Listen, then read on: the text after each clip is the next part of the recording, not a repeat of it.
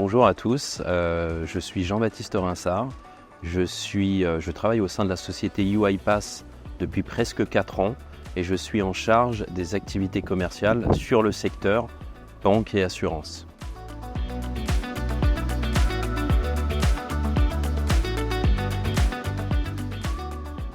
C'est vrai qu'historiquement, le secteur banque-assurance, c'est un secteur qui est assez friand d'adopter de nouvelles technologies. Au début des années 2015-2016 sont arrivées finalement ces nouvelles technologies d'automatisation qu'on a nommées RPA. Le secteur banque et le secteur assurance se sont très vite jetés dessus pour mesurer l'intérêt d'adopter ce type de technologie. Ce qu'ils ont fait, parce que ces investissements ont été historiques et croissants. Et il y a une raison très simple finalement à ça, c'est que si on y réfléchit bien, que l'on soit un banquier ou que l'on soit un assureur, l'outil de travail numéro 1 est le système d'information. Donc tout ce qui va permettre d'optimiser au bénéfice de l'expérience adhérent, assuré, client pour un banquier, cette expérience-là tout en maîtrisant et en optimisant ses charges d'exploitation va être un vrai différenciateur par rapport à la compétition.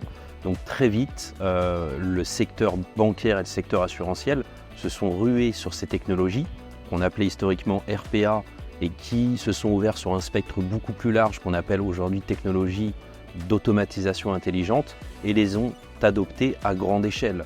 Très souvent, ce type de programme est un peu la chasse gardée des grandes directions des opérations, justement pour avoir un impact aussi bien sur le client que sur l'expérience client, que sur le maintien à un niveau satisfaisant des coûts du ratio d'exploitation.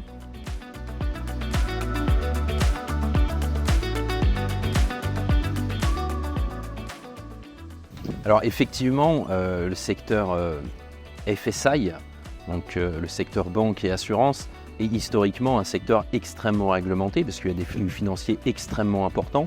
Donc il faut se soumettre à un certain nombre de règles qui sont dictées par ce qu'on appelle des autorités prudentielles. Et ces règles-là visent par exemple à s'assurer que l'argent n'est pas utilisé à des fins de lutte, à des fins de financement d'activités terroristes, ou en tout cas s'assurer globalement qu'il n'y ait pas des fraudes massives qui puissent s'opérer, par exemple. Donc typiquement, le monde bancaire a vu un certain nombre de réglementations successives jusqu'à BAL 3, c'est le nom de la norme en vigueur, se mettre en œuvre au sein des organisations. Et on a connu la même chose dans le monde assurantiel avec l'arrivée de Solvabilité 2 il y a maintenant quelques années.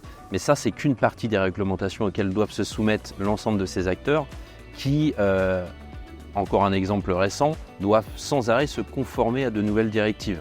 On a une nouvelle directive européenne qui sera en application pour le secteur des services financiers qui s'appelle DORA, qui vise à renforcer la résilience des acteurs du monde de l'assurance et du monde de la banque vis-à-vis de tous les paramètres exogènes qu'ils peuvent rencontrer dans le cadre de leurs activités.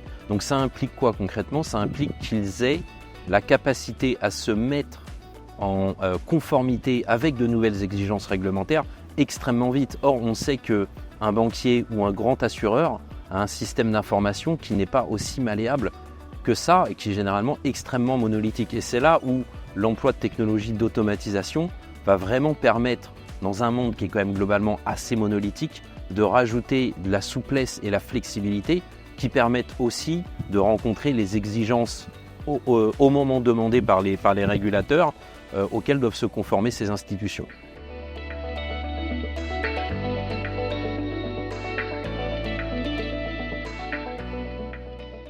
Donc en effet, Havas est une marque connue et reconnue dans le secteur des médias et le monde du marketing en général, et notamment grâce à sa spécialisation et sa filiale DBI a une vraie expertise sur la partie data. Or, l'automatisation, c'est quoi? C'est la capacité à travailler sur de la data pour finalement générer des actions. Et c'est là où en fait on a une complémentarité assez évidente. Je rajoute à ça également le fait que la cible, les directions médias, les directions communication, marketing n'ont pas été le terrain de jeu historique en fait des différentes opérations d'automatisation qui ont pu être menées au sein des entreprises du service financier. Donc on y voit une forte complémentarité. Pourquoi?